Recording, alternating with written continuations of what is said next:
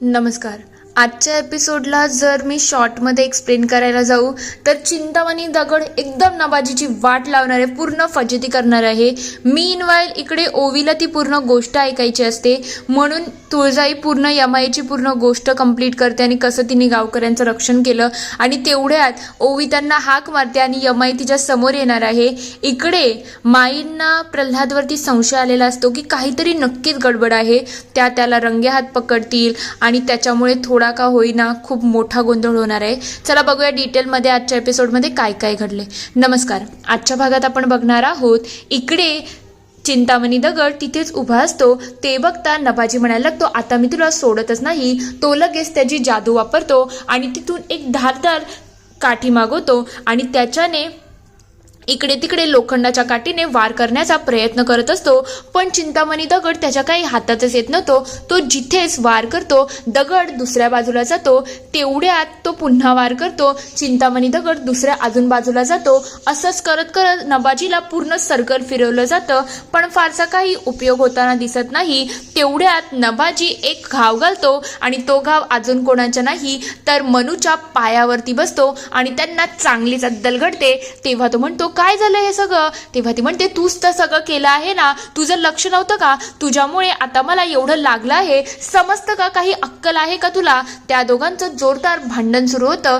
तर दुसरीकडे इकडे कावळे कोकायला लागलेले असतात. ते बघता तुळजाई म्हणतात, मला माहिती आहे हा कसला संकेत आहे. माझी बहीण येत आहे ना, त्याच्याचमुळे तुम्हाला सांगत आहे ती लवकरच येणार आहे.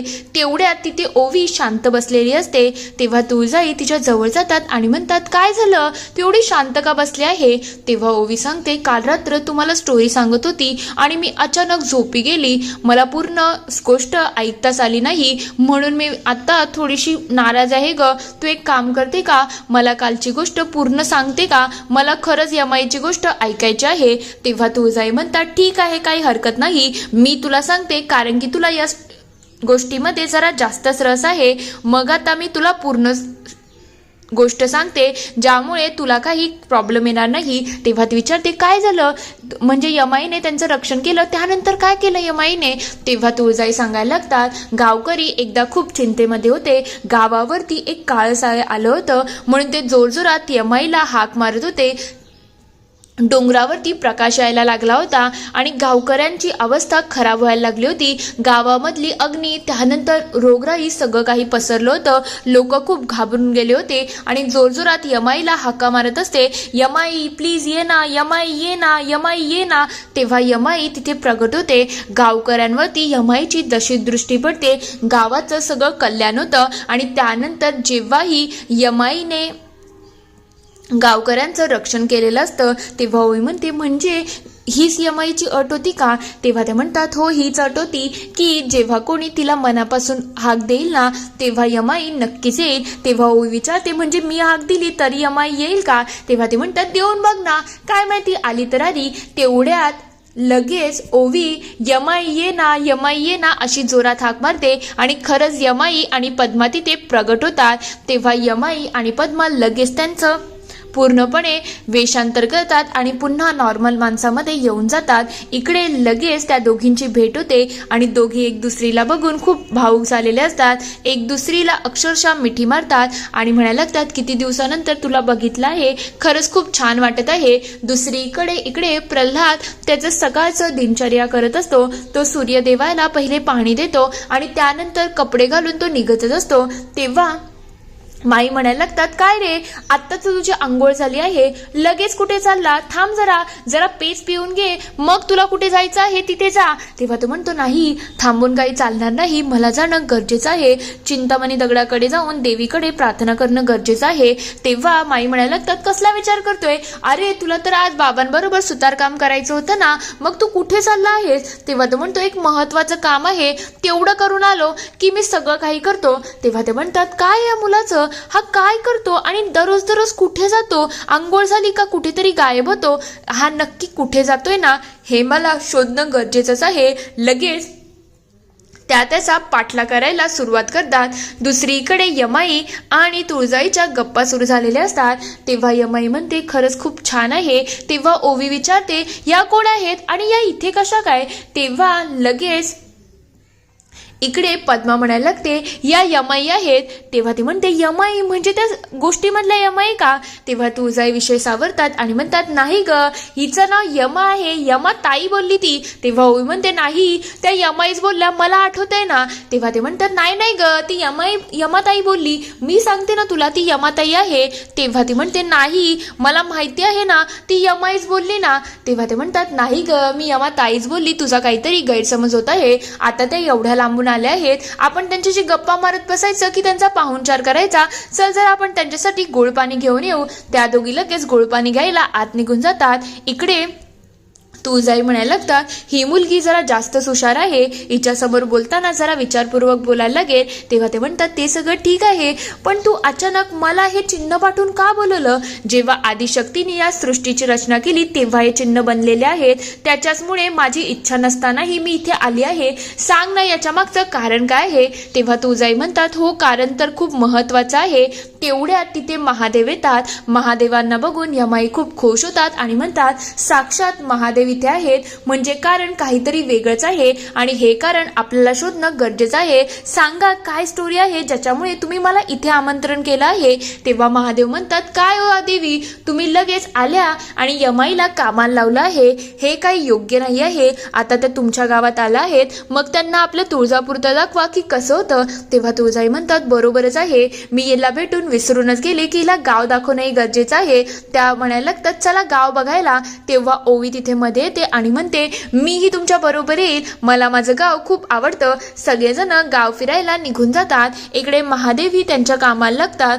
तर दुसरीकडे प्रल्हाद चिंतामणी दगडाच्या जवळ जातो आणि त्याचा पाठलाग करत करत माहीही त्याच्या मागच असतात. इकडे प्रल्हाद देवीसमोर हात जोडतो आणि म्हणतो चिंतामणी दगडा, तुला तर माहितीच आहे ना, सगळं काही देवीच्या हातामध्ये आहे. देवीच्या विरुद्ध माझे घरचे कट कारस्थान करत आहे, ते मला देवीला सांगायचं आहे आणि ते कट काय आहे ना ते मला लवकरच कळायला पाहिजे. तू आता गावामध्ये आली आहे, तू कुठे राहते हे मला समजायलाही हवं आणि वरून तुझ्या रक्षणासाठी मी सुद्धा प्रयत्न करेल. खरं म्हटलं तर तू येण्यामुळे आमच्या गावाचं कल्याण होणार आहे. असंच गावकऱ्यांवरती तुझी श्रद्धा आणि तुझा आशीर्वाद कायम राहू दे. हे सगळं जाऊन तो आशीर्वाद घेऊन तिथून जायलाच लागलेला असतो. तेवढ्यात त्याचं लक्ष जातं की माई त्याला बघतात आणि तो पूर्णपणे घाबरून गेलेला असतो. तर दुसरीकडे इकडे दैत्यगुरु स्वतःचं काम करत असतात. तेवढ्यात त्या हवनामधून एक काळा सर्कल निर्माण होतो आणि त्या वर्तुळामध्ये त्यांना इथे सोनेरी पावलं दिसायला लागतात. तेव्हा ते म्हणतात सोनेरी पावलं, ही कसली पावलं आहेत, ही कसली चिन्ह आहेत आणि हे तर यमाईचं संकट वाटतंय. हे काय आहे, हे संकेत कसले आहेत? मला लवकरात लवकर महिषासुराला याच्याबद्दल सांगायला पाहिजे. काहीतरी आदिशक्ती कट करत आहे, ते महिषासुराला कळणं खूप गरजेचं आहे. इकडे महिषासूर खूप चिडलेला असतो. तेव्हा सम्रादिनी तिथे जाते आणि म्हणायला लागते काय झालं, अजून सुद्धा महाराज तुम्ही नाराज आहात का? मला तर समजतच नाही तुमचं काय चाललं आहे, तुम्ही एवढे का नाराज आहेत? मला तर त्या दिवशी मी तुमच्याजवळ आली पण तरीही तुम्ही माझ्याशी काही बोलले नाही. तेव्हा ते म्हणतात मी एवढा जय विजय योग माझ्या कुंडलीमध्ये आणून घेतला, पण मला अजून सुद्धा युद्ध करता येत नाही, मग या सगळ्याचा आम्हाला क्रोध येणार नाही का? तेव्हा ते म्हणते यामध्ये क्रोध करण्यासारखं काय आहे? तेव्हा ते म्हणतात हे दुसऱ्यांदा झालं आहे, पहिल्यांदाही मी युद्ध करण्याचा प्रयत्न केला तेव्हाही दैत्यगुरूंनी मला सगळं काही सांगून अडवलं होतं आणि आत्ताही तेच चाललं आहे. मला तर समजतच नाही युद्ध कधी करू आणि कसं करू. याच्यासाठी मला एक सेनापतीची गरज आहे, तोही मला लाभत नाही. तेव्हा ती म्हणते तुम्ही सेनापती चुकीच्या जागेवरती शोधत आहात. जी गोष्ट जवळ आहे ती तुम्हाला लांब शोधायची काय गरज आहे? म्हणजे महलातच एवढा उजेड असून सुद्धा तुम्ही बाहेर का प्रयत्न करताय? तेव्हा ते म्हणतात तुम्हाला नेमकं बोलायचं काय आहे ते सविस्तर आणि स्पष्टपणे बोला, असं कोड्यात बोललेलं आम्हाला कळत नाही. तेव्हा ती म्हणते मी तुम्हाला एक सांगते, मला असं वाटते मी तुमची सेनापती होऊ शकते आणि तुमच्या पूर्ण टीमला सपोर्ट करू शकते आणि त्यांना चांगल्या प्रकारे अनुकरण करून आपला विजय सुद्धा मिळू शकते. हे ऐकून तर विचार करायला लागतात. तर दुसरीकडे सगळेजण गाव फिरायला निघालेले असतात. गावाला बघून यमाई आणि तुळजाई खूप खुश असतात. तेवढ्यात जोरजोरात आवाज यायला लागतो, वाचवा वाचवा. तेव्हा ओवी म्हणायला लागते, हा आवाज प्रल्हादचा आहे, आपल्याला त्याचं घर इथेच लाभणार आहे. ते लोक लगेच तिकडे जातात. तेव्हा मानकोजी त्याला मारहाण करत असतो आणि म्हणायला लागतो, काय रे, ज्या देवीने तुझ्या आईला खालत सगळं आपलं वाटोळ केलं आहे त्या देवीची तू पूजा करतोय. किती वेळा तुला सांगितलं आहे त्या देवीची पूजा करायची नाही, तिचं कौतुक करायचं नाही, तरी सुद्धा आमची पाठ वळली की तू हे सगळं करतोय. तुला लाज वाटत नाही का हे सगळं करताना? तेव्हा माई म्हणतात, हो ना, आपल्या विरुद्ध सगळं काही तिला सांगायला निघाला आहे. एवढा तुझा मुलगा नालायक झाला आहे, हे वागणं त्याचा अगदी शोभत नाही आहे. तेव्हा तो म्हणतो, देवीची काही चूक नाही आहे हो, ती नव्हती त्याच्यामुळे तर आईच्या बाबतीत असं झालं, पण ती आता आली आहे, ती गावकऱ्यांचं नक्कीच रक्षण करेल. तेव्हा मानकोजी म्हणतो, तुला ऐकायचंच नाही आहे ना, तुला तुझी टिमकी वाजवायची आहे ना, मग ह्या वेळेला मी तुला सोडतच नसतो. तो लगेच तिथे गरम गरम पातेला हात लावायला लागतो. पहिले त्याचाच हात भाजतो, पण तरीही तो काही ऐकत नाही. तेवढ्यात तो गरम गरम पातेला इकडे घेऊन येतो आणि म्हणतो, आता तुला जन्माची अद्दल होईल ना, तेव्हाच तुला अक्कल येईल. हे सगळं देवी आणि सगळेजण बघत असतात. तेवढ्यात देवी त्याचा आशीर्वाद आणि चमत्कार करतात आणि त्या पातेल्यातून फुलं वर्षावला सुरुवात होतात आणि इकडे मानकोजीचा हात पूर्णपणे भाजून जातो. तेव्हा माई म्हणतात, काय झालं, एवढा राग बरा नाही, आपल्या मुलावरती असं करणं अगदीच चुकीचं आहे. ते दोघं आत निघून जातात. तेवढ्यात ओवी लगेच धावत धावत प्रल्हादच्या जवळ येते आणि म्हणते, काय रे, तुझ्या अंगावरचे डाग सुद्धा नाहीसे झाले आणि तुझ्या अंगावरती फुलं कशी पडली, खरंच काही कळलं नाही ना? तेव्हा तो म्हणतो, हा सगळा देवीचा चमत्कार असेल. इकडे हे दोघंही विचार करायला लागतात, हे सगळं घडलं काय? म्हणजे अचानक पाण्याची फुलं झाली आणि त्याच्या अंगावरचे डाग नाहीसे झाले. नेमकं हे प्रकरण काय आहे, आपल्याला शोधायला पाहिजे. इथे हा एपिसोड संपतो. पुढील भागात आपण बघणार आहोत. इकडे महिषासूर विचारतो, नेमकं दैत्यगुरु घडलं काय आहे जे तुम्ही एवढे टेन्शनमध्ये आहात? तेव्हा ते म्हणतात, आदिशक्तीने एक मोठा कटकारस्थान केलं आहे. ते सगळं कटकारस्थान सांगायला लागतात. दुसरीकडे गावकरी इकडे तुळजाईच्या जवळ येतात. तेव्हा ते सांगायला लागतात, आम्ही विचार केला आहे, जसा काय धनी आमच्याकडे निर्माण होईल त्या धनापासून आम्ही देवीचं एक छोटंसं मंदिर उभारण्याचा प्रयत्न करतोय. तेव्हा तुळजाई त्यांना अडवतात आणि म्हणतात, या गावामध्ये तुळजाईचं मंदिर होऊ शकत नाही. तेव्हा ते विचारतात, का? हे सगळं तुळजाई त्यांना सांगायला लागते. इथे एक एपिसोड संपतो. आता खरं म्हटलं तर तुळजाई मंदिर बांधायला का नकार देत आहेत, तुम्हाला काय वाटतं ते मला कमेंटमध्ये नक्की कळवा. व्हिडिओ आवडला असेल तर लाईक, शेअर, सबस्क्राईब करायला विसरू नका. Thank you for watching.